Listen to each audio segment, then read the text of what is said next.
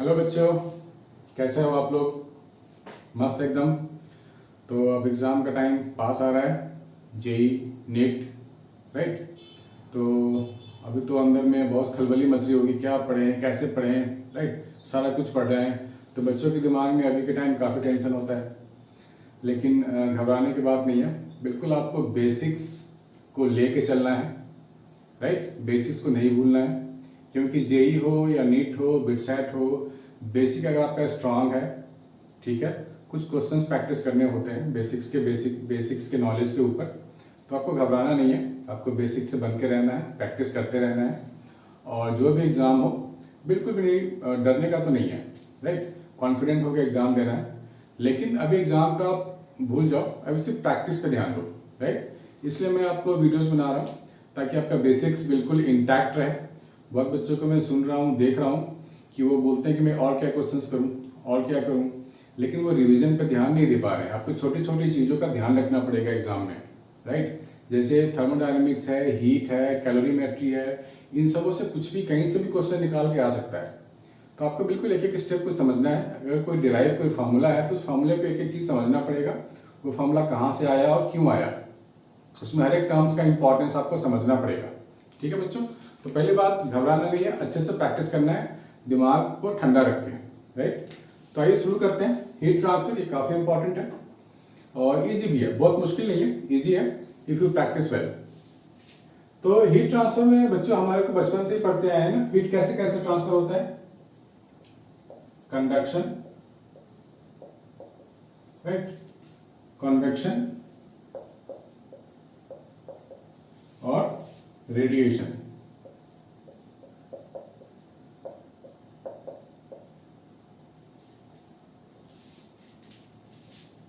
Conduction, convection, radiation. Conduction में क्या होता है बच्चों, जैसे हमने एक रॉड ले लिया सपोज 1 मीटर का, उसको आग, एक एंड को हमने आग के ऊपर रख दिया। थोड़े टाइम के बाद क्या होगा, वहां से जो हीट है ट्रेवल करते करते आपके हाथ तक आ जाएगा और आपको रॉड छोड़ना पड़ेगा। क्यों छोड़ना पड़ेगा? क्योंकि वो हीट ट्रेवल करके आपके हाथ तक आ जाएगा, भले आपने 1 मीटर का लिया हो, 2 मीटर का लिया हो, राइट। थोड़े टाइम के बाद वो हीट आपके हाथ में पहुंचने ही वाला है। That is the example of conduction. तो उसमें क्या होता है, सॉलिड में जो इंटैक्ट जो मॉलिक्यूल्स हैं वो क्या करता है, हीट लेगा और वो अपने जो नेबरिंग मॉलिक्यूल है उसको ट्रांसफर करेगा, वो दूसरे नेबर को ट्रांसफर करेगा। तो without any actual movement of molecule वो हीट ट्रांसफर हो रहा है from one end to the other, right. तो ये बेसिकली सॉलिड में होता है ना, कंडक्शन। कन्वेक्शन की बात करें तो कन्वेक्शन में क्या होता है, there is actual movement of particle. यहां लिख लो, no movement of molecules. Convection generally gas या फ्लूइड में होगा, फ्लूइड आप कह सकते हो, फ्लूइड में होगा। फ्लूइड का मतलब गैस भी होता है और लिक्विड भी होता है। इसमें there is actual movement of molecules. पानी बॉयल करते हैं तो क्या होता है, सरफेस का पानी, जब सरफेस जो वाटर है वो पहले बॉयल होगा। आप अगर किसी वेसल में करते हो तो वो बॉयल होकर वहां से हट के ऊपर आएगा, वो दूसरे को हीट ट्रांसफर करके अपने साथ वो किसी हाइट पे ले जाएगा हीट को। सिमिलरली अगर हॉट समर डेज में हम देखें, जो अर्थ के पास जो एयर है, बिल्कुल ग्राउंड के पास अर्थ पे जो एयर है, वो हीट होके हीट को कैरी करके ऊपर आएगा, फिर दूसरा मॉलिक्यूल उसको फिल करेगा गैप को जाके, वो भी हीट लेगा, वो भी ऊपर आएगा। तो there is actual movement of molecules, और वो हीट को लेके घूमता है, कैरी करता है। तो यहां लिख सकते हैं हम लोग मूवमेंट ऑफ मॉलिक्यूल्स। रेडिएशन की बात करें, फॉर एग्जांपल अर्थ से जो हीट रेडिएशन आता है, सन से जो हीट रेडिएशन आता है अर्थ पे स्ट्राइक होने से, अर्थ पे जहां वो स्ट्राइक करता है वो पोर्शन हीट हो जाता है। तो heat radiation from the earth doesn't need any medium, right. तो सबसे पहली बात, रेडिएशन में नो मीडियम रिक्वायर्ड, ठीक है, कोई मीडियम पार्टिकल नहीं चाहिए। वो अपने आप आएगा, स्ट्राइक करेगा, राइट। तो बेसिकली हमारे को यहाँ पे जो ज़्यादा स्टडीज करने हैं वो कंडक्शन के बारे में करने हैं। किसी सॉलिड में अगर हीट ट्रांसफर होगा तो कैसे होगा। तो यहाँ बात करने वाले हैं रेट ऑफ हीट ट्रांसफर। ये काफी इंपॉर्टेंट टॉपिक है, इससे रिलेटेड क्वेश्चंस आने के बहुत ज्यादा चांसेस होते हैं। तो इसके मैं आपको डायग्राम से समझाता हूं। सपोज ये कोई ब्लॉक है हमारा, ऐसा, ये लेफ्ट वाला सरफेस है टेम्परेचर T1 पे, और ये राइट वाला सरफेस है टेम्परेचर T2 पे। तो मान लो यहां पर क्या है कि T1 temperature is greater than T2, right. एक क्यूब है, सॉलिड है। तो होता क्या है बच्चों, heat transfer always takes place from high temperature side to low temperature side. तो यहां पे हीट ट्रांसफर होगा इस फेज से लेके इस फेज तक, इस डायरेक्शन में, और इस क्यूब की लेंथ में ले रहा हूं L। तो ये जो हीट ट्रांसफर है किस किस फैक्टर्स पे डिपेंड करता है, ये हम बात कर रहे हैं delta Q by delta T, rate of heat transfer. Delta Q heat itself, delta T small time taken. ये डायरेक्टली प्रोपोर्शनल होता है difference of temperature T1 minus T2। जितना ज्यादा डिफरेंस होगा, if difference is big, rate of heat transfer will be bigger. और area देखो, इस phase का टेम्परेचर, इस फेज की हम बात कर रहे थे ना, इस फेज का टेम्परेचर है T1, तो ये का क्रॉस सेक्शन एरिया कुछ होगा इस फेज का, that is A, directly related. बड़ा एरिया तो हीट ट्रांसफर भी ज्यादा होगा, डिवाइडेड बाय दिस लेंथ, यानी कि inversely proportional to the length. अगर लेंथ बड़ा हो जाए तो हीट ट्रांसफर में टाइम लगेगा, right. Rate of heat transfer कम हो जाएगा, ऑब्वियस सी बात है। तो मैं यहाँ L लिख रहा हूं। So this formula has to be remembered. Now we can write delta Q by delta T is equal to some constant T1 minus T2 A upon L. This one. K को बोलते हैं conductivity. Okay. Conductivity means it shows the ability how much a substance can conduct, right? तो इसका unit हम लोग खुद से find कर सकते हैं बाय यूजिंग दिस फॉर्मूला, वो आप भी कर सकते हो, इजी है। अब अगर मैं बात करूं कि देखो, पहली बात ये है रेट ऑफ हीट ट्रांसफर। इसको हम लोग हीट करंट भी बोलते हैं, हीट करंट। जैसे हम लोगों ने इलेक्ट्रिसिटी में देखा है, करंट को फ्लो होने के लिए क्या चाहिए, डिफरेंस इन वोल्टेजेस, पोटेंशियल का डिफरेंस चाहिए, राइट। पोटेंशियल डिफरेंस अगर नहीं होगा तो आई वोंट फ्लो, करंट तो होगा ही नहीं। पोटेंशियल यहां भी 2 वोल्ट है, यहां भी 2 वोल्ट है, तो करंट तो फ्लो होगा ही नहीं। यहां मान लो 2 वोल्ट है, यहां 4 वोल्ट है, तो होगा ट्रांसफर करंट का from high voltage side to low voltage side. बिल्कुल यहां भी सेम फंडा है। अगर यहां पर टेम्परेचर का डिफरेंस 0 हो जाए, यहां अगर 0 हो जाए डिफरेंस, तो रेट ऑफ हीट ट्रांसफर 0 होगा, हीट ट्रांसफर तो होगा ही नहीं। दैट मीन्स अगर टेम्परेचर डिफरेंस है तो ही हीट ट्रांसफर होगा, just like in potential difference. So हमने इसको हीट करंट को नाम दे दिया I। करंट है तो I, सीधी सी बात है। अब करंट है तो ये वोल्टेज की तरह काम करेगा अगर हम कंपेयर करें तो, राइट। सो मैं लिखने जा रहा हूं I, that means delta Q by delta T is equal to T1 minus T2। K और A को मैं ऐसे लिख रहा हूं, L बाई के ए। आपको दिख रहा है बच्चों, ध्यान से देखो, इसको मैं ऊपर लिख रहा हूं, इस फॉर्मूले को मैं ऊपर लिखता हूं। So I is equal to T1 minus T2 L upon K A. तो अगर मैं इसको वोल्टेज मान लूं V, तो ऑब्वियसली ये R लेना पड़ेगा मुझे, मीन्स रेजिस्टेंस, यानी कि कंडक्शन में भी रेजिस्टेंस होता है। That resistance is given by length upon K A, conductivity के और area of cross section A. तो ये रेजिस्टेंस भी हमारे को ध्यान में रखना है, ठीक है। अब हम 2 केस करने वाले हैं। Case number 1, suppose I have a rod,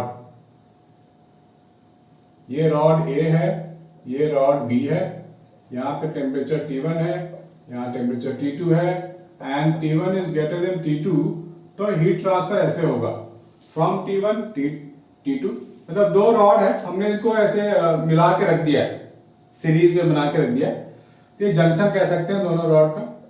junction temperature let it be T, तो ऐसे हीट ट्रांसफर होगा। तो हम लोग क्या लिख सकते हैं, I is equal to, I1 ले लेता हूं, I is equal to delta Q by delta T, ठीक है। तो delta Q by delta T मुझे क्या मिलेगा, मुझे मिल जाएगा T1 minus T2 upon R, ये मैं RA ले लेता हूं, T1 माइनस T ले लेता हूं, high temperature to low temperature T1 minus T upon RA।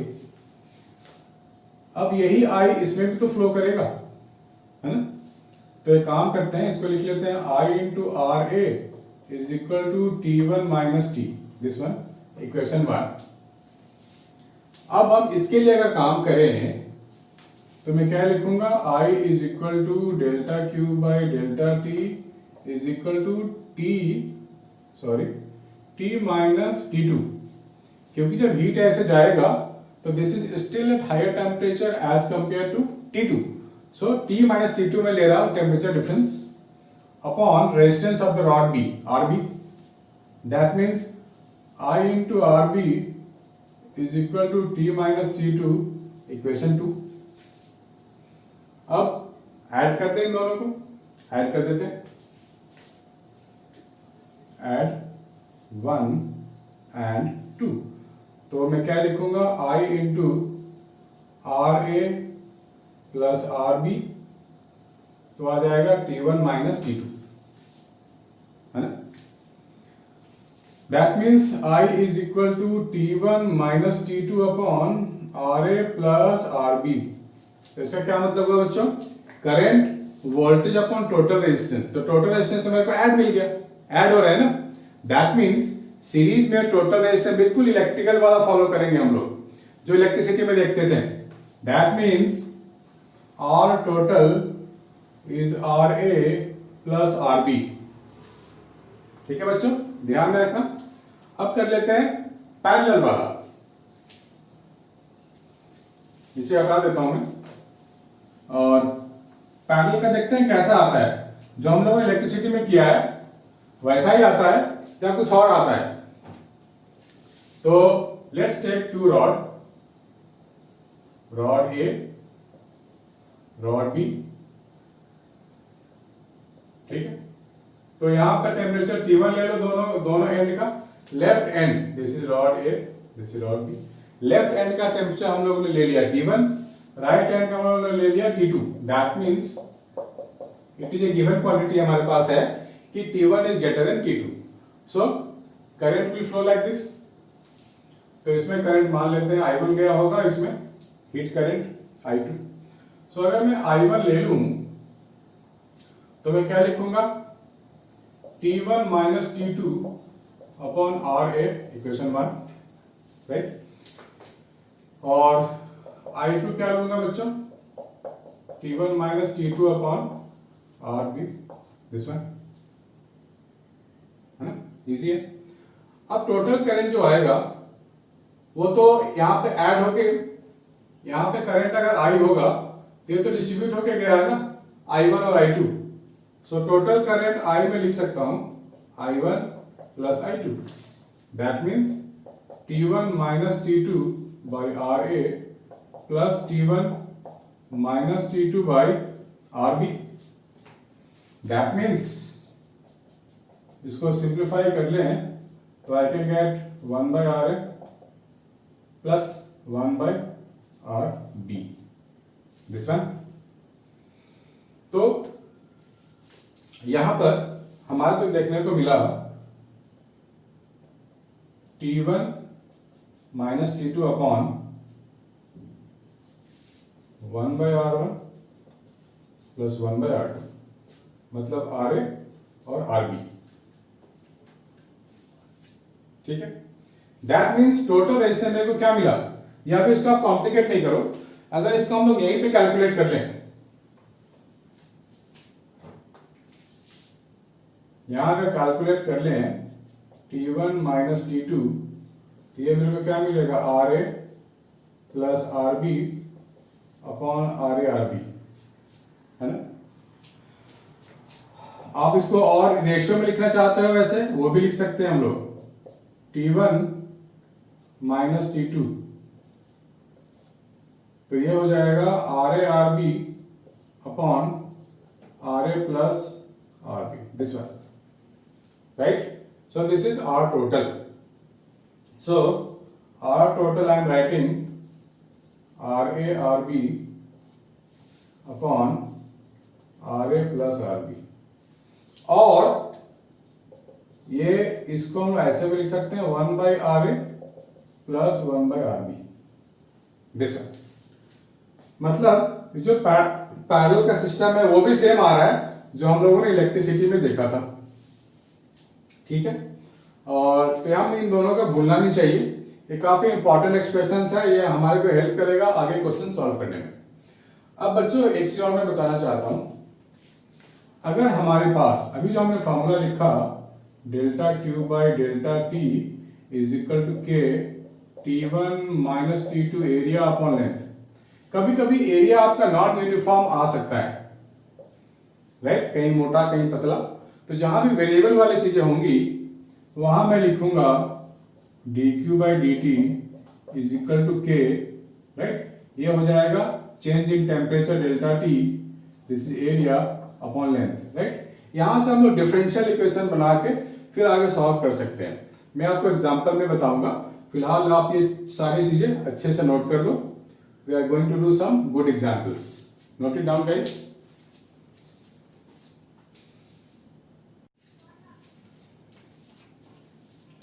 We have a question on heat transfer. T shaped आपको दिख रहा है, ये AB एक रॉड है, CD एक रॉड है, राइट, जंक्शन का मिल गया, दोनों ऐसे मिल गए, मतलब एक रॉड ये लिया और एक रॉड ये लिया, ऐसा। Rod CD and AB are identical, having resistance 5K per watt each. Find the current in CD. Find the current in CD.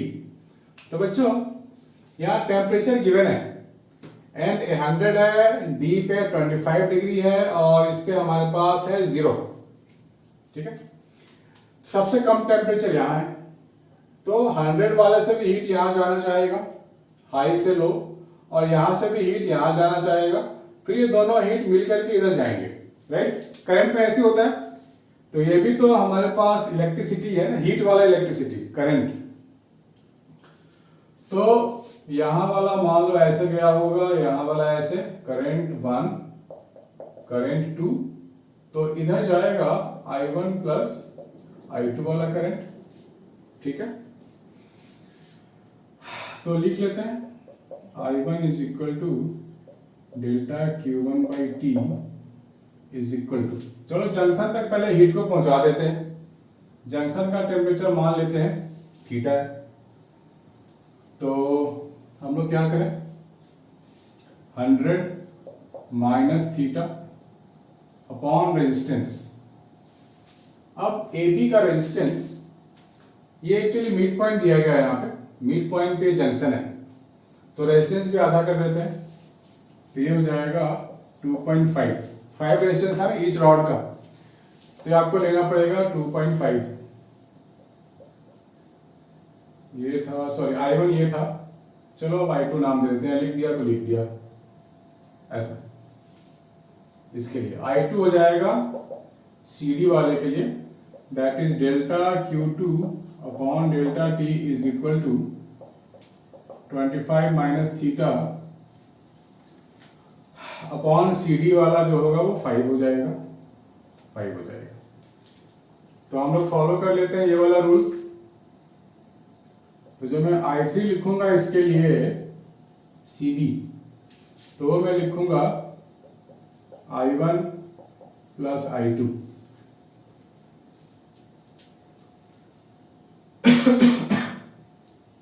तो तो ऐड कर देते हैं 100 minus theta upon 2.5 plus 25 minus theta upon 5। और अगर हम CV की बात करें I3, तो इसको भी तो मैं लिख सकता हूं ना, theta minus 0 upon 2.5। So simple. तो मैं काम करता हूं, सिंपल करने के लिए 5 से मल्टीप्लाई कर देता हूं बोथ द साइड्स। तो इधर क्या बचेगा 2 थीटा, इधर हो जाएगा 200 minus 2 theta plus 25 minus theta. तो माइनस 2 थीटा माइनस 3 थीटा इधर आएगा तो 5 थीटा हो गया 225। सो 5 थीटा आ गया बच्चा हमारे पास 225। और you can say theta is equal to 4 5 4 20 5 5 21। Theta आ गया हमारा 45। ये थोड़ा गड़बड़ है,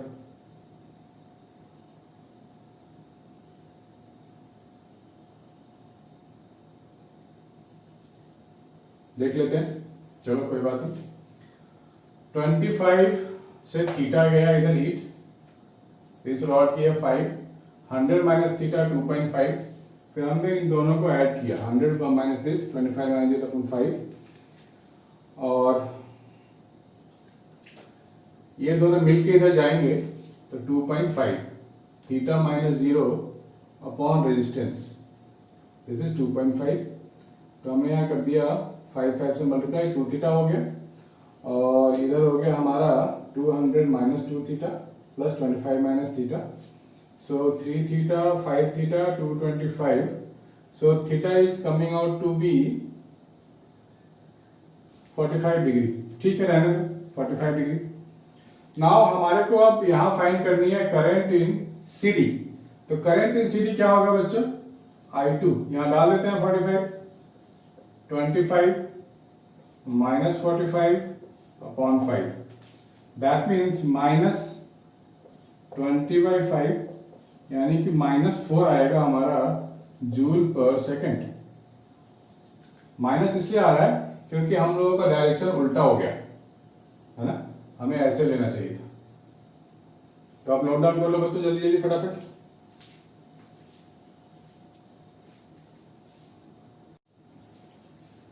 ठीक है बच्चों, -4 आ रहा है, मतलब हम लोगों ने डायरेक्शन उल्टा ले लिया। इधर हीट नहीं जाएगा, बल्कि यहां से जो हीट आएगा वो कुछ इधर आएगा और इधर आएगा, राइट। तो वेरीफाई हो गया हमारा, तो इसमें घबराने की बात नहीं है।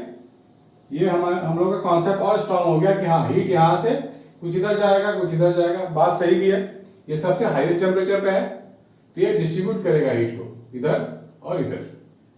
ठीक है बच्चों, right it down.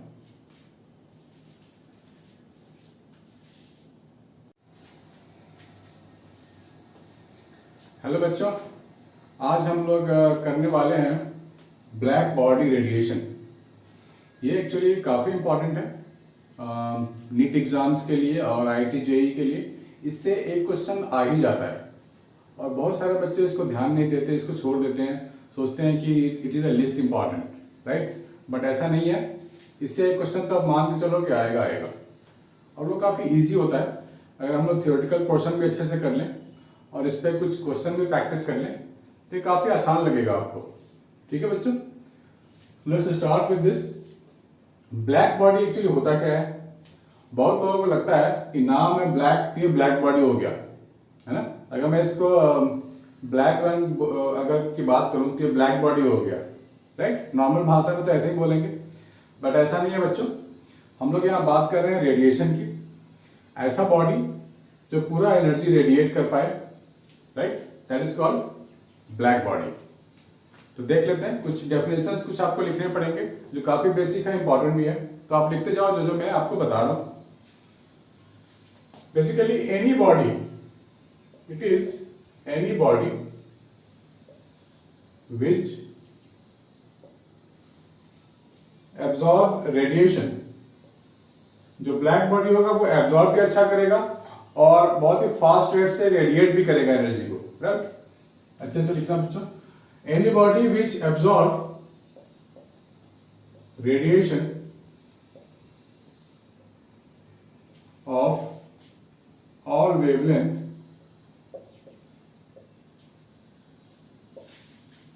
Incident upon it, right, incident upon it, दिख रहा है बच्चों? ठीक है। Such body emit radiation at fast rate, right. कोई भी ब्लैक बॉडी होगा वो अगर अच्छे से एब्जॉर्ब कर रहा है तो रेडिएट भी करेगा। So the radiation emitted bye such body is called black body radiation. A perfect black body, और परफेक्ट ब्लैक बॉडी जो होगा वो क्या करेगा, वो 100% एनर्जी को, रेडिएशन को एब्जॉर्ब कर लेगा,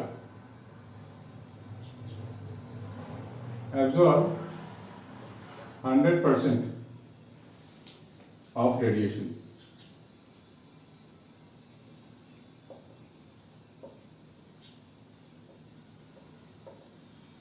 ठीक है। तो इसके बारे में थोड़ा सा और एक्सप्लेन किया था किरचॉफ्स ने, राइट, कि कितना इमिशन होना चाहिए, कितना एब्जॉर्ब होना चाहिए। तो आप लोग लिख लो किरचॉफ्स लॉ।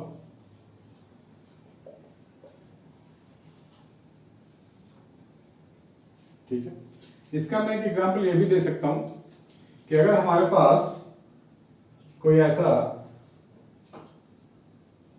कैविटी है, मान लेते हैं कोई ऐसा, मान लो स्फीयर है, मेटल स्फीयर है कोई, हमने छोटा सा इसमें कैविटी दे दिया ऐसा, और यहां पर हमने मेटल पोर्शन को रेज कर दिया थोड़ा, तो यहां से जो भी रेज आएगा वो रिफ्लेक्ट होके ऐसे ऐसे जाएगा, ट्रैप्ड हो जाएगा ना वो, राइट, ट्रैप होके वो घूमता रहेगा ऐसा।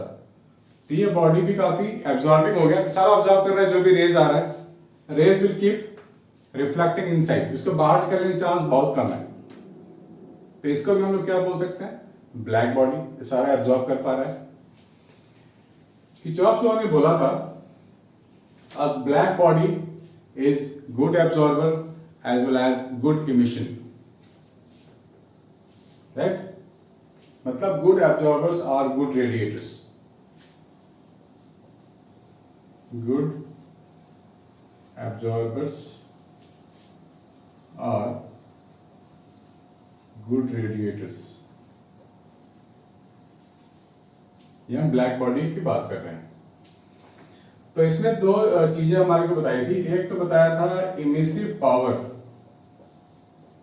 इमिसिव पावर कैपिटल ई, ये फॉर्मूला होता है energy falling per unit, energy emissive power, energy radiating per unit area, पर unit time, per unit solid angle. मान लो कोई हमारे पास स्मॉल एरिया है delta A, it is radiating energy like this with solid angle delta omega, ऐसा है ना, ऐसा energy वो रेडिएट कर रहा है। तो हम लोग इमिसिव पावर का फॉर्मूला ऐसे डिफाइन करते हैं, energy radiating per unit area, पर unit time, per unit angle. इसका आप लोग ध्यान में रखना बच्चे, काफी इंपॉर्टेंट है। दूसरा आता है एब्जॉर्प्टिव पावर,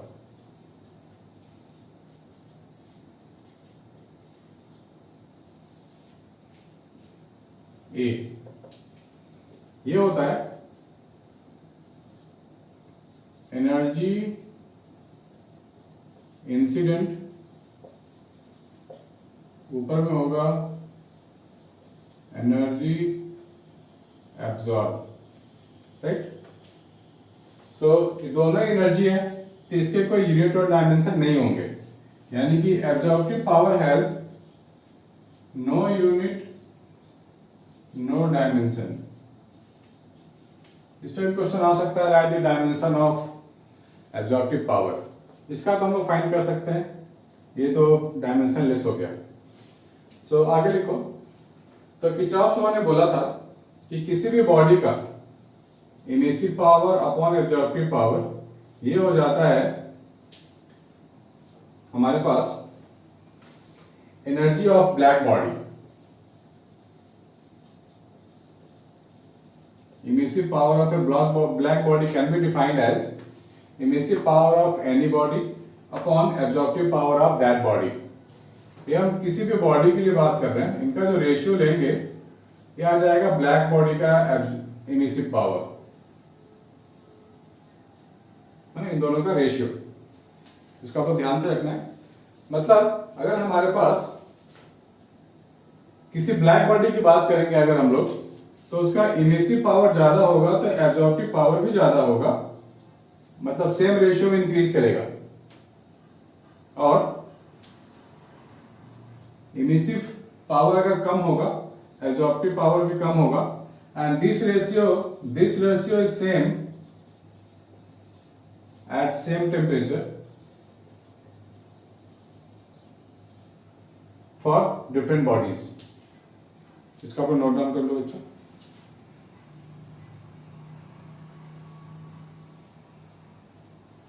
दूसरा है नेचर ऑफ थर्मल रेडिएशन, हमारे को करना है नेचर ऑफ थर्मल रेडिएशन, मतलब उसका किस तरीके का नेचर है, वो कौन सा रूल फॉलो करेगा, उसका हम ग्राफ भी देख लेंगे। अभी ये मैं हटा रहा हूं बच्चों।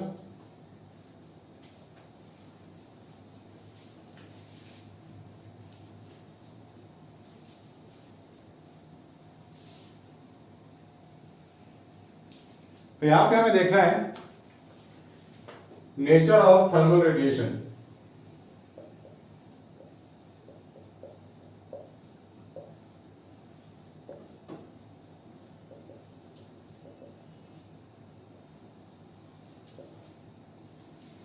तो जब भी हम रेडिएशन की बात करते हैं, radiation once emitted that belongs to now EM waves, और ईएम वेव्स को बिलोंग करेगा तो वेव थ्योरी को भी फॉलो करेगा, यानी कि उसके पास कुछ ना कुछ सर्टेन वेवलेंथ होगा, राइट। इसको आप लिख लो बच्चों, वंस रेडिएशन इमिटेड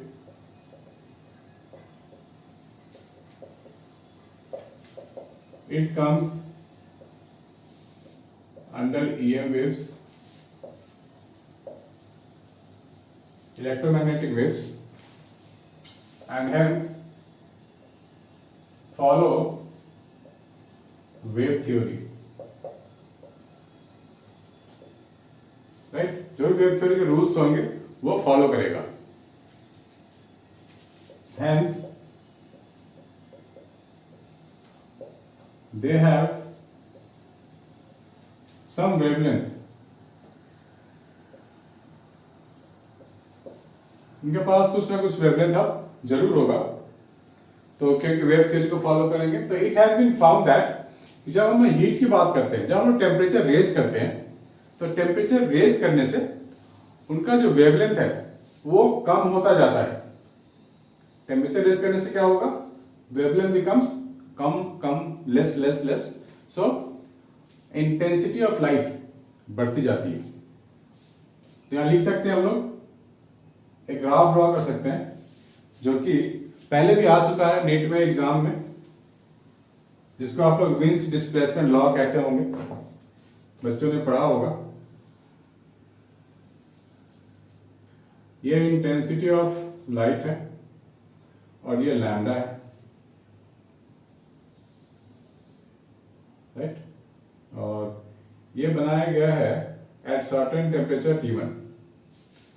तो ये हो गया लैम्डा मैक्सिमम 1, मैक्सिमम है लैम्डा, मतलब पार्टिकुलर इंटेंसिटी मैक्सिमम के लिए। टेम्परेचर अगर हमने बढ़ा दिया तो इसका मैक्सिमम वाला जो इंटेंसिटी का कर्व है वो थोड़ा लेफ्ट की ओर शिफ्ट कर जाता है, ऐसे। This is for lambda maximum 2 at temperature T2, right. इसको आप अच्छे से नोट कर लो बच्चों, ये बहुत इंपॉर्टेंट है। हमने टेम्परेचर फिर बढ़ा दिया कि ये जो मैक्सिमम है फिर इस लाइन में शिफ्ट हो जाएगा, ऐसा कुछ हो जाएगा।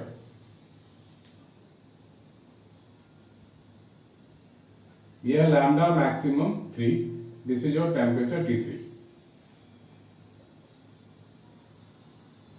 So I can write T3 greater than T2 greater than T1.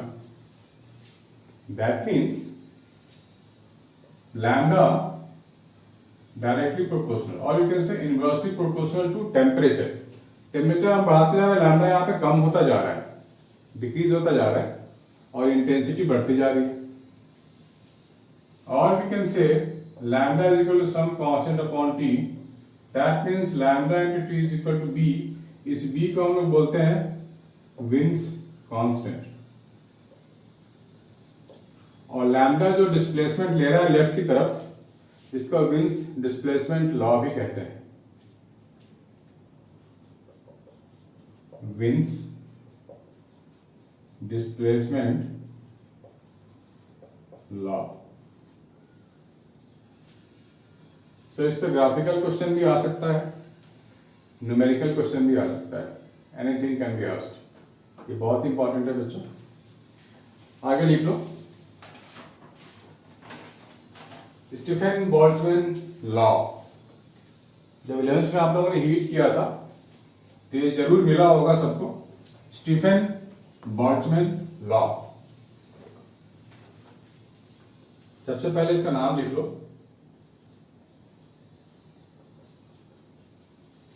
Stephen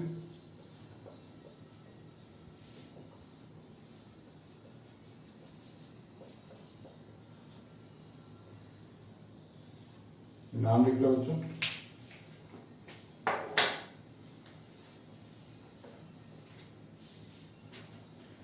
तो इसने एनर्जी के बारे में डिफाइन किया था कि एनर्जी रेडिएट होगा तो उसका क्या फॉर्मूला होगा. अगर वो बॉडी ब्लैक बॉडी है तो क्या फॉर्मूला होगा, अगर वो नॉर्मल बॉडी है तो क्या फॉर्मूला होगा. दोनों का देख लेते हैं. The energy of thermal radiation, the energy of thermal radiation emitted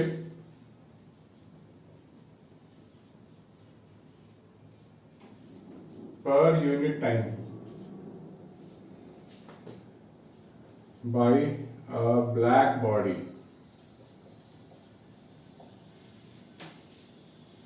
of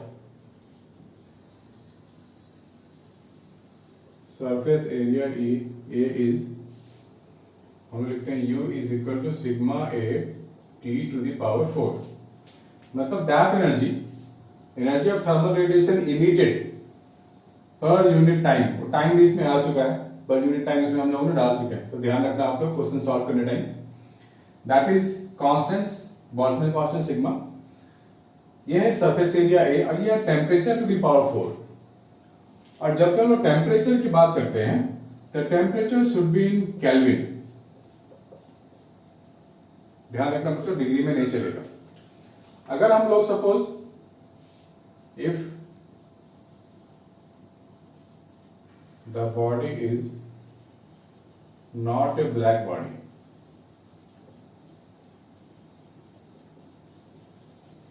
तो उसकी जो इमिशन की रेट होगी इससे कम होगी. तो वहां पे एक फ्रैक्शन की वैल्यू, हम लोग फ्रैक्शन का एक्सप्रेशन डाल सकते हैं. That is U is equal to E sigma A T to the power 4. और ये जो E की वैल्यू है ये फ्रैक्शन में होगी. E की मैक्सिमम वैल्यू 1 होगी और मिनिमम वैल्यू 0 होगी. बाकी बीच में कोई भी वैल्यू ये एक्वायर कर सकता है.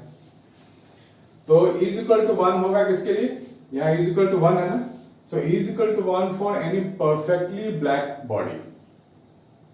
E is equal to 1 for perfect black body.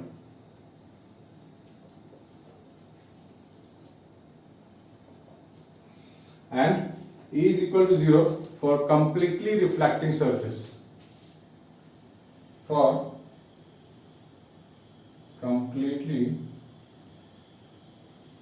reflecting surface.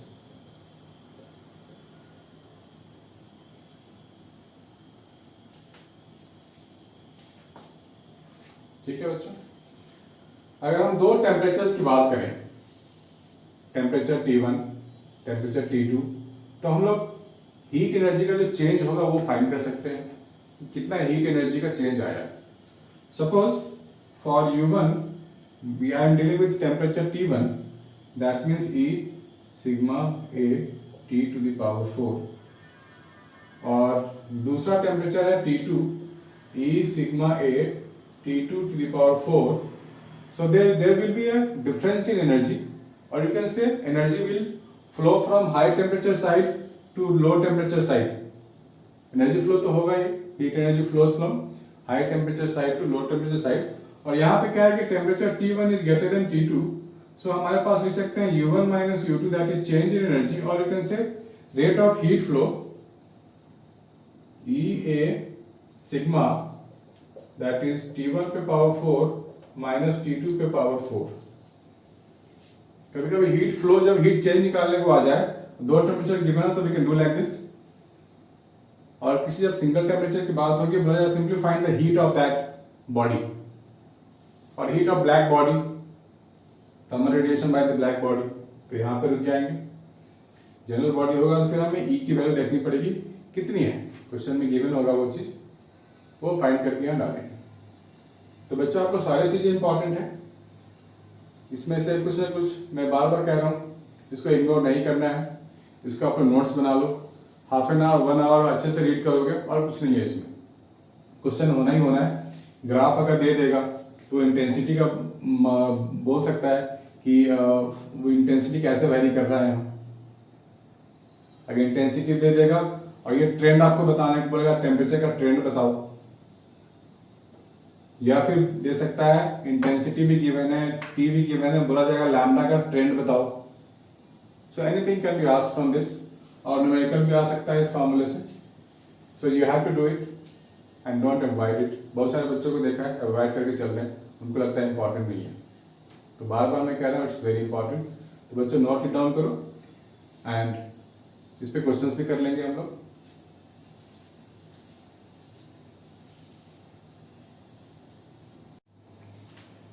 हाँ तो बच्चों अभी हम लोगों ने देखा energy flow, right, delta U, और क्या देखा हमने, E A sigma T to the power 4 T1 to the power 4 T2 to the power 4, ऐसा। किसी किसी बुक में आपको मिल सकता है, डिनोशन थोड़ा सा चेंज हो सकता है, जैसे कि ये T टू द पावर 4 हो सकता है, T0 टू द पावर 4 हो सकता है। यहाँ पे T में ले रहा हूँ बॉडी का टेम्परेचर, T0 ले रहा हूँ सराउंडिंग का टेम्परेचर। तो यहाँ पे क्या है कि T is greater than T0, body का टेम्परेचर सराउंडिंग से अगर ज्यादा है तो there will be a rate of heat flow from body to the surrounding. This will be the heat flow in terms of what, from body to the surrounding. इसमें थोड़ा सा और मैं आपको बता देता हूं, हम लोग डेल्टा टी क्या लिखते हैं, higher minus lower one, change in temperature. तो यहां पर मैं लिख सकता हूं ना, T is equal to minus T0 को इधर ले आऊंगा, तो डेल्टा टी प्लस T0 लिख सकते हैं। अब मैं इसको सब्स्टिट्यूट कर सकता हूं यहां पे, so I can write T0 plus delta T whole पे पावर 4 माइनस T0 पे पावर 4, ऐसे हम लोग लिख सकते हैं। और अगर मैं T0 यहां से बाहर लूंगा, ध्यान से देखना बच्चों, कि अगर मैं यहां से यहां लिखता हूं delta U E A sigma, अगर मैं T0 को बाहर लेता हूं तो ऐसे लिख सकते हैं हम लोग, दिस वन। सिर्फ इस ब्रैकेट से मैंने T0 को बाहर लिया है, तो यहाँ T0 का एक टर्म आ जाएगा यहाँ पे बाहर में, और इस पूरे पे पावर 4 तो है ही हमारे पास, तो यहां भी T0 नेक्स्ट स्टेप में लिख सकते हैं हम लोग, E A sigma T0 to the power 4 1 plus delta T by T0 पे पावर 4 माइनस T0 पे पावर 4, ऐसा। T0 4 को मैं बाहर ले सकता हूं, तो दैट इज T0 पे पावर 4 ई ए सिग्मा, तो मुझे मिल जाएगा 1 plus delta T by T not पे पावर 4 माइनस 1 दिस थिंग। अब यहाँ पे क्या बच्चों, डेल्टा टी की जो वैल्यू है बहुत ही छोटी वैल्यू है, स्मॉलर वन, और टी नॉट की वैल्यू बिगर वैल्यू है। तो इनका जो रेशियो आएगा, ध्यान से देखना बच्चों, delta T upon T not का जो रेशियो आएगा 1 से बहुत ही छोटी वैल्यू आएगी।